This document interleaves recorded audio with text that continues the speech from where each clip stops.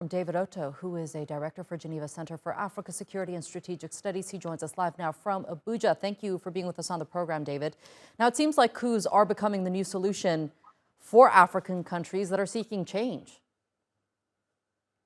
Yes, I mean, it does appear. I don't know if it's going to be the solution, but I think it's the reaction to African countries that, want to move away from the French domination, if we're talking about countries within the Sahel. And of course, with the recent situation in Gabon, further demonstrate that the French Afrique and the French hold on its former colonies is collapsing at breakneck speed. But of course, if you talk about countries like Sudan, then the phenomenon of strong men using the military to protect the regime seems that the military is now turning against them.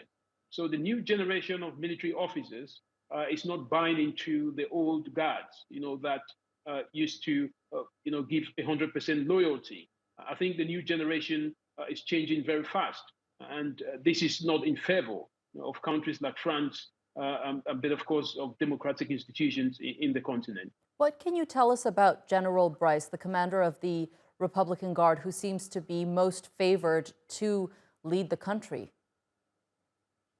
Well, this is somebody who is known to have had extensive training, not just in Gabon, but in countries like France and the United States. Again, as we've seen in previous coups d'etats, he's the leader of the presidential guard that was responsible for protecting President Ali Bongo. Remember in 2019, when there was an attempted coup, he was one of the people that formed an anti-coupist military to take over from the men who organized the coup against President Ali Bongo. But today, what we're seeing is a swift change, that he's now perhaps being seen as the next person to take over from President Ali Bongo, or being the head of the military junta. Again, it's a clear copycat of what we saw in Niger Republic, what we saw in countries like Guinea. So it's something that one needs to look at very carefully.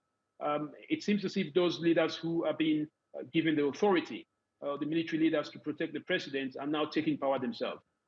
All right, David Otto, thank you so much for being with us here on the News Hour and sharing that analysis with us.